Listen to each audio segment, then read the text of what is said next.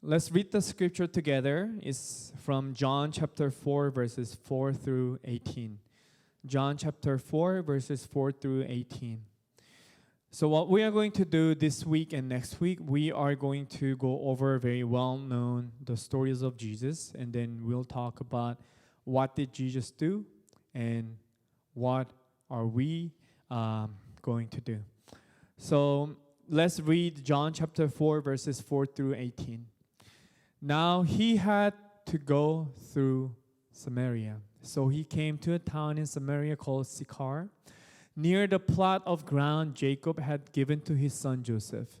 Jacob's well was there, and Jesus, tired as he was from the journey, sat down by the well. It was about noon.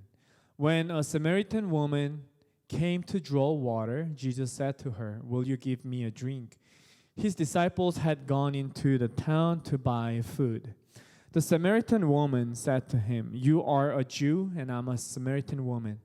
How can you ask me for a drink? For Jews do not associate with Samaritans." Jesus answered her, "If you knew the gift of God and who it is that asks you for a drink, you would have asked him, and he would have given you a living water." "Sir," the woman said, "you have nothing to draw with, and the well is deep. Where can you get this living water? Are you greater than our father Jacob, who gave us the well and drank from it himself, as did also his sons and his livestock?" Jesus answered, "Everyone who drinks this water will be thirsty again, but whoever drinks the water I give them will never thirst. Indeed, the water I give them will become in them a spring of water welling up to eternal life." The woman said to him, "Sir, give me this water so that I won't get thirsty and have to keep coming here to draw water." And he told her, "Go call your husband and come back." "I have no husband," she replied. Jesus said to her, "You are right when you say you have no husband. The fact is, you have had 5 husbands, and the man you now have is not your husband. What you have just said is quite true." Anyone familiar with these acronyms on the screen? WWJD and WWD. WWJD was a big catchphrase that was going really popular several years ago. It's been a while. What would Jesus do? And inspired by that, I created WWWD. What would we do? So I want us to think about what would Jesus do and what would we do through Jesus' story. So last week, we talked about what we can do when we are going through the center of the sufferings, midst of the sufferings. And then we share some points we have to remember when we are going through some sufferings through the story of Job. But from today and this week and next week, I want us to think about what did Jesus do for those who were suffering, and from that lesson, I want us to think about what would we do as Christians who are the followers of Christ. There are a lot. So when I first moved to the States, by the way, we have. If you are not familiar with the couple sitting here, it's James and Youngsun Puli. I've known them since the very first week I came to the States, and then I met them here in India after I moved here. It was God's timing, I believe. So when I first moved to the States, my friends had some stereotypes about Asians, especially Koreans. They asked me, "Are you good at solving math problems?" And I told them, "I hate numbers." And they asked me, "Do you like spicy food?" And like, "What do you mean by spicy food?" They said, "We have there's a wing place, wings, etc. We called it, wing, etc. If you eat the most spicy or spiciest flavor from that restaurant, your name will be on the Hall of Fame." As soon as I heard it, I said, "No," because I'm not a big fan of spicy food. I've shared this some of you personally. I started gardening in my apartment. I have 4 kinds of peppers in my balcony, and I have 2 pots of chives and 깻잎. 깻잎 I thought was the leaves of sesame, but it was not sesame. It was the leaves of perilla. They have complete different flavors, but I have them. And I also have cucumbers. I have I have really easy green onions. I have some lettuce in my apartment. And you may wonder, if you don't like spicy food, why do you raise pepper? I don't eat peppers personally, but I thought it would be cool to have pepper so that I can cook the food and add some flavors in it. And I was making some boiled pork. We call it bosam, which I'm really good at. I will once I get a chance, I will be able to brag about my cooking skill to you sometime on Sunday after service. I made boiled pork, and then I went outside to get some leaves out, and I got some pepper. I thought it was just a regular Korean pepper, which is not spicy. And I took 2, and then it was a bit hard, and it was super dark green. I'm like, maybe it's time to try it. So I scooped it, and I dipped it in a gochujang, and then it was about this long, and I put it in my mouth, and then I ate half of it, and then as soon as I ate it, I realized it was cheongyang pepper. If you know what cheongyang pepper is, that's the most spicy pepper you can get from Korea. And as soon as I ate it, I started suffering for I don't know how long. I called my parents, and they called me while I was having dinner, and I said, I cannot talk. They said, what's wrong with you? I just had pepper. They said, what's up with pepper? And I said, my mouth is on fire, so can you just shut up and can you just shut up and leave? And they got hurt. And my dad said, try some milk. Okay, let me try some milk. Didn't work. I hate spicy food. When I was in middle school, I had the same experience. Some brothers from my father's church took me to a place, and then they gave me the spiciest pepper. You know, when you're in middle school, you want to be a cool guy. You want to do everything adventure possible you can do. And I say, oh, that's easy. I can finish it. And I had it in a mouthful of pepper, and I was like, gosh, I'm dying. And then what they gave me was Coke. If you feel spicy, try Coke. It's going to work for you. If you haven't tried it, I highly recommend it if you want to feel burn in your mouth. When you feel a burn in your mouth, you are not drinking soda. It's going to burn your mouth even worse. The best bet so far I had is milk. Milk works the best, or sometimes water. Or sometimes, I think the answer is just to deal with it. Deal with it. I'm sorry, but you have to deal with it. That's what I learned. You drink milk. I drank almost like a half gallon of milk that night. Didn't work. But after 10 to 15 minutes, it's gone. But one thing I've learned from my middle school experience is what we drink matter. Especially when your mouth is in pain.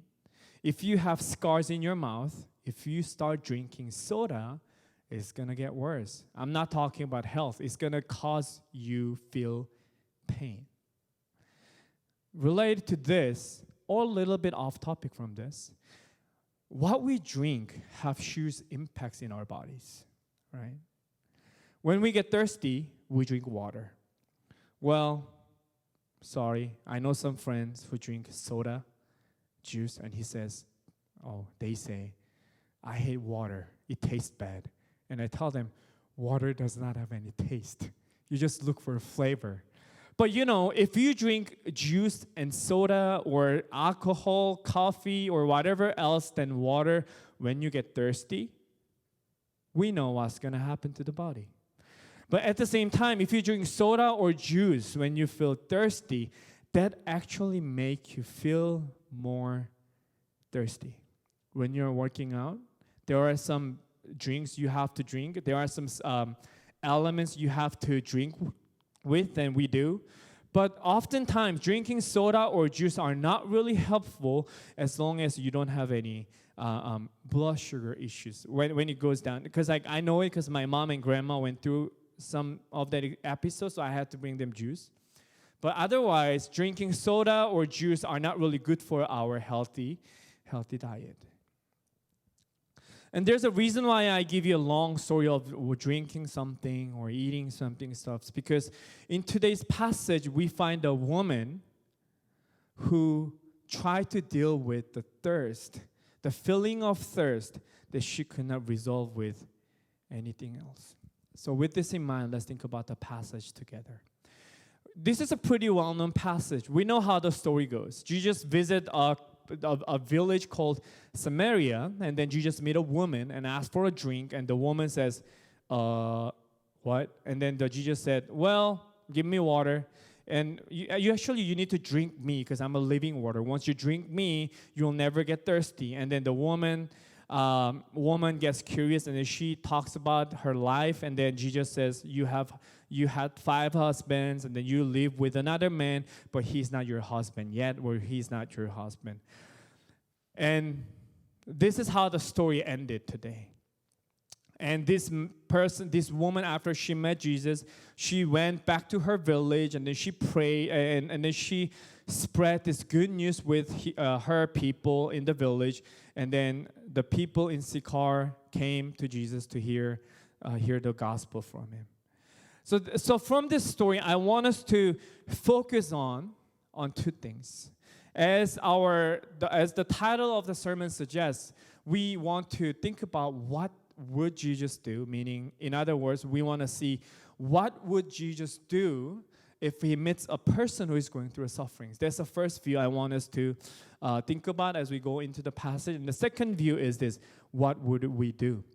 If we know a person like Samaritan woman around us, what would we do? And what can we do based on this story? So the first thing I want to focus on is this: Jesus is the one who finds us. Jesus is the one who finds us. We did not read chapter 4, verses 1 to 3 today, but if you read them, the author of Gospel, according to John, tells us an interesting story. Jesus' disciples were baptizing and making a lot of disciples, meaning when I say Jesus was gaining or getting more disciples means Jesus was getting more and more followers as time goes by. We can understand it in this way. Jesus' name was known more and more in the region of Judah. In other words, there will be more and more people who wanted to meet Jesus. But after him getting this popularity, and after him getting more disciples, Jesus all of a sudden make a weird decision. Jesus all of a sudden decided to leave the place where he was getting popularity, and all of a sudden he decided to travel to Galilee. As you can see in this map, the Judea is located in the southern area, and then Galilee is located in the northern area. Galilee is known to be the town where Jesus grew up. So Jesus was gaining all the popularity in the southern Judah. And if you read other passages, Jesus was not really well known in Galilee. People living in Galilee, we call them Galileans, did not really receive Jesus as their teacher. So what Jesus is doing is this. Jesus is leaving the place where everyone was recognizing, everyone was praising, everyone was desperate to meet him. Jesus is leaving their location, and he is traveling to a town where no one was accepting him. And there's one more of it. If you see here, there's 2 routes. One is, and I see it as green, or you say it as emerald, and the other route here is red. So what these 2 colors indicate is the routes that people took when they were traveling from Judea to Galilee or Galilee to Judea. So if you see it here, there's a town called Samaria. So during this time, no people here, when I say people, I'm talking about Judeans or Jews. No Jews took this straight route to go to Galilee. They detoured here. Some of them went to west and go all the way up, and some of them even crossed the river and go to Sukkot, Pella, Pashin, and then to go to this Galilee area. And there's a reason why. It is because people did not like the Samaritan region. Samaritan region used to be a really prosperous city during the time of the northern Israel. In 721 BC, an empire called the Assyrian Empire destroyed the northern Israel. One of the policies they did, or one of the way the Assyrian Empire used to make their conquered nations to surrender to them was they forced these people to get married to other nations. So they tried to mix their bloods so that everyone could surrender to the empire. That's what happened in the northern Israel, if I simplify this. So people living in the northern Israel, their ancestors married to some Assyrians or other nations. So in the minds of the Jews, the bloods of the people who are living in Samaria, their bloods got mixed. And in the understanding of them, it was impure. If you study the law and the culture of Israel, they did not accept this type of this group of people. So because in their minds, they are the only chosen nation. If anything gets mixed up with them, they are not chosen anymore, and because they are not pure anymore.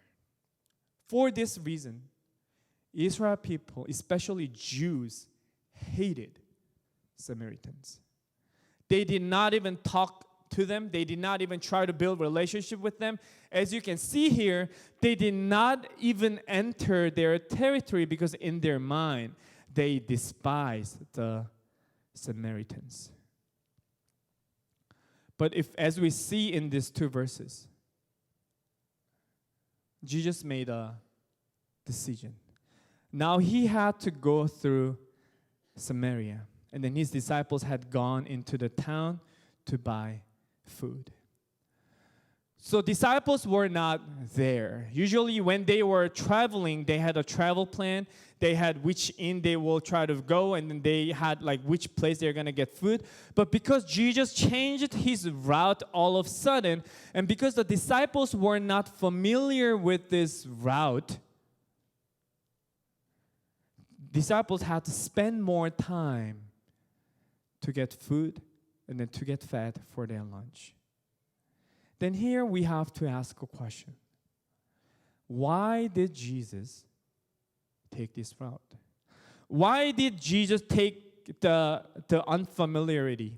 Why did Jesus have to go? Why did Jesus have to not following other people's routes? Why did he need to change the plan all of a sudden? Why did he need to go through the path that no one was wanting to go? And then as we know, the answer is in 7. When a Samaritan woman came to draw water, Jesus said to her, "Will you give me a drink?" Samaria, if you do not know about it, is a desert terrain. We know how hot it is at noon. At noon, the desert gets really hot. That's why in the middle there's a nap time.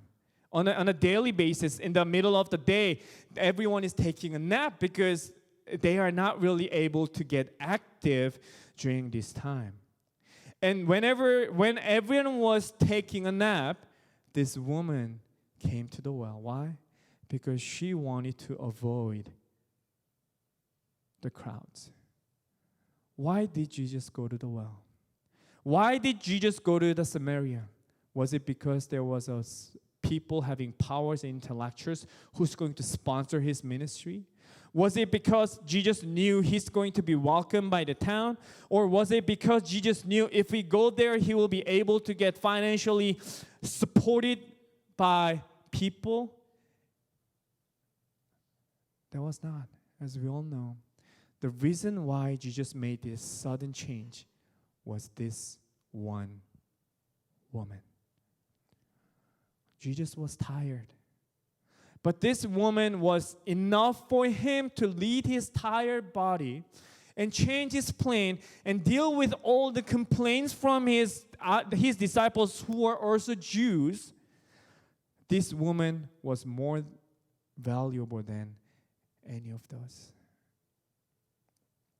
Then who was this woman? Who was this woman, and why did Jesus have to spend his time for this woman? Even though this passage does not really talk about it, we can know it. This was a woman whose life was falling apart. This was a woman who was going through a super painful moment in her life. As we read in the passage, Jesus said, you had 5 husbands. And then the person you are living right now is not your husband. Here are 2 possibilities. One, every husband she lived together died. That's the first possibility. Or the second possibility is this: she kept changing her husbands. She kept changing her man. In either cases, she got still hurt, and then people despised her because in everyone's mind during this time, she was not a clean woman in their understandings. She was abandoned. She was isolated. Further, she was alienated even with her own community. What led her to this painful life? What led her and what caused her life to fall apart? And as we see in the next verse here, she was thirsty. In everyone's mind, there is some feeling of emptiness that we are dealing with in our hearts. That's same for her. She was able to afford she was able to have this many husbands because she had some type of wealth, or she was some type of recognition. Maybe she had some type of power. We don't know what it was. But no matter how much she had, no matter whatever she has been trying to do, there was something in her heart that she could not resolve, or she could not feel comfortable, she could not feel satisfied with. She wanted to deal with the pain and issue and problem that was in her, deeply rooted in her, by changing men around her. However, as she was doing that and repeating that, the result she was getting was it. She was getting more isolated. She was feeling more hurt from other people. And then she was feeling more and more lonely as time goes by. And then the feeling of emptiness in her was growing. Because that emptiness, the feeling of emptiness, and then the feeling of thirst in her and in every one of us can only be filled with God. When we are feeling thirsty, when we are feeling empty, when we are feeling some type of struggles in us, we often see people run to other things in this world. Some people crave into games. Some people crave into physical relationships. Some people run into alcohol. Some people run into some type of illegal substances because they want to feel that feeling of thirst and emptiness. However, we all know, no matter what we do, we will never be able to feel it.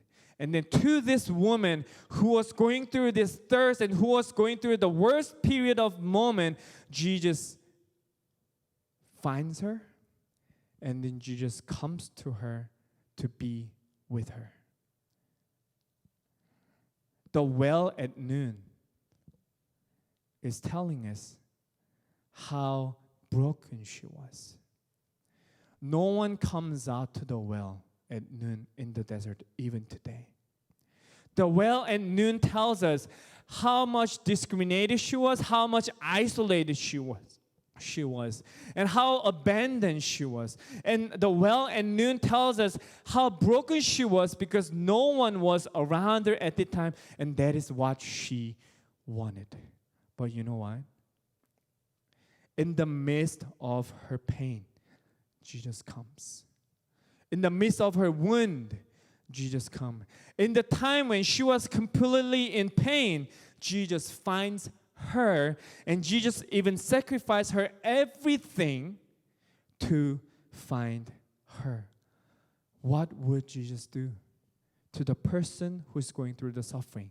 He will find that person and he will meet that person in the midst of their suffering.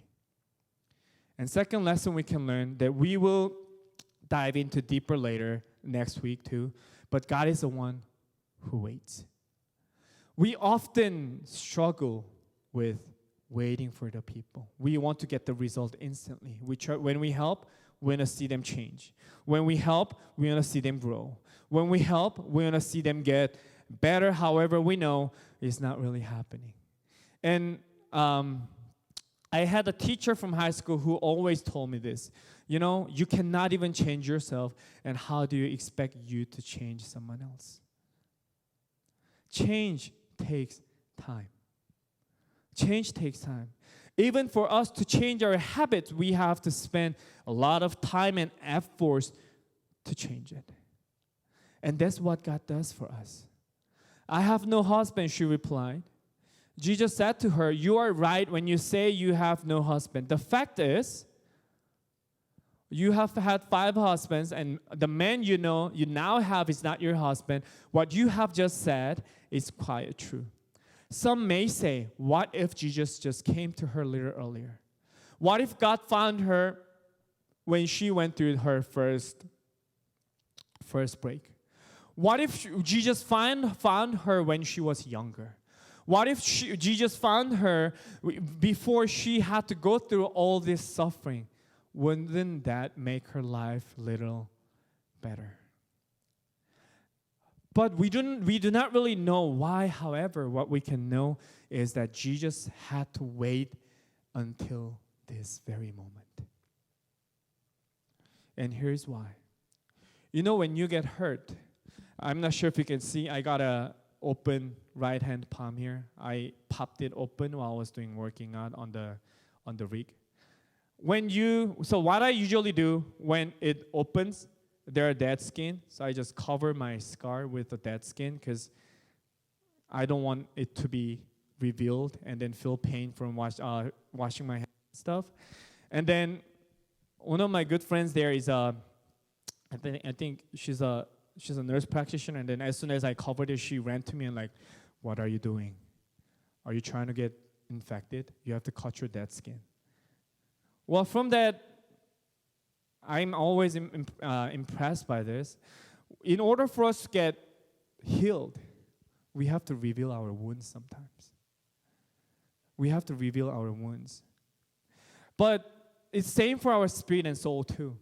If we want God to intervene in our life, if we want our God to come and touch our wounds, we must be able to reveal our wounds to Him.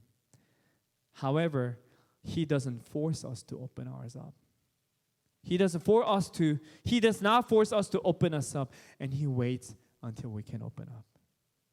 Why did you just wait until this woman had to go through all of this? Because she was not ready to open her wounds to Jesus.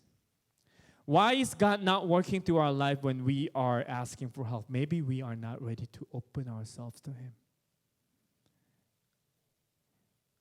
Oftentimes, when we see people around us, we are trying to change them, right?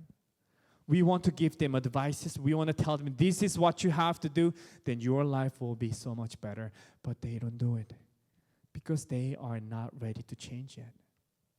We sometimes need to be patient. We just sometimes need to accept them as who they are. If they fall, if they fail, it's okay. You can try it again, like as we talk to our toddlers. When they start how to walk, they fall, but we don't blame them because they will get back up again because they have to learn how to fall to walk better. So today we share 2 things. What would Jesus do when He meets a person who is going through suffering? He will find them in the midst of suffering, then He will wait for them. That's what we need to do. If we have people around us who are going through suffering, so first of all, we have to recognize them in God's love. Number 2, we are not trying to fix them, but we wait for them, praying, loving, embracing, and accepting them. So I hope we can remember these two from today's passage. And here are three thoughts, three questions I want us to think about. Do you, like this Samaritan woman, have something you want to hide from others and from God? The next question I want us to think about is this. What does it mean to you to lay that down, something you want to hide from God and people, from other people and from God? What does it mean to you to lay it down before God? What does that mean to you to reveal that wound to God? And then the last question is this. What can you do for those around us around you who are going through hard times? What can we do? What can we do, and what can you do, and what are you going to do for them?